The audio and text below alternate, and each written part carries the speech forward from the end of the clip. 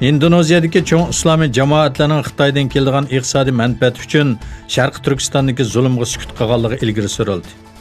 Indoneziya to'qinish siyosati analizi institutining dokladida Indoneziya hukumatining sukuti va islomiy jamoatlarning maydoni analiz qilindi. İslomiy jamoatlarning o'quvchilar yordam puli va boshqa xayr-saxovat ishlari uchun Xitoydan yordam olganligi o'ttirg'i qo'yildi. Azərbaycanlıq Şərqi Türkistan dostları Şərqi Türkistan uçurum mərkəzini ziyaret qildi.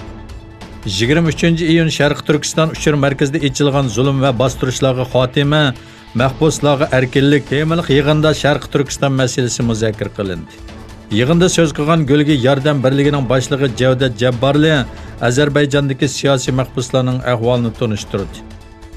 Şərqi Türkistan uçurum mərkəzining raisi Abdujalil Qarqash Türk milletining növbətli birlik və ittifaqlıqqa ehtiyacı borligini ta'kidladi.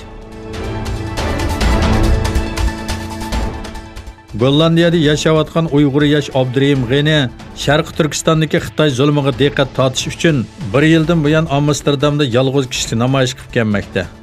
1 yillik munosabati bilan Türk jamiyatlarining va Uyg'ur do'stlarining o'zini qo'llaganligini bildirgan Abdurahim G'ani namoyishning 2-yilda yangi va o'zgacha faoliyatlarni olib borganligini, Avgustda Parijda Xitoyga qarshi 3 kunlik yolg'iz namoyish o'tkazganligini aytdi. Qozog'iston armiyasiga tava bir iskolatda orqa-orqadan portlash yuz berdi va orqadan o't ketdi. Portlash sababi texi aniqlanmagan bo'lib, o't o'chirish xodimlarining xizmati davomlashmoqda. Sahiyya doiralarining bildirishicha, voqeada bir kishi o'lib, 40 dan ortiq kishi yaralandi.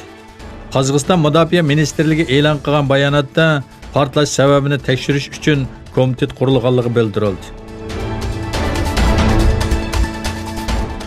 Hindiston Isroildan zakaz qilgan $500 million qimmatidagi tankga qarshi boshqarilgan bombani sotib olishdan voz kechganligi bildirildi. Hindiston taratqullarining xabar qilishicha, Hindiston Isroildan sotib olmoqchi bo'lgan $500 million qimmatidagi yo'tkilishchan boshqarilgan bombani elishdan voz kechgan. Voz kechish qarorining Hindiston Mudofaa tadqiqot va taraqqiyot shirkatining davlat ichida texmo azon ishlab chiqarib bo'ladiganligi haqidagi takliflardan keyin chiqarilganligi ilgari surildi.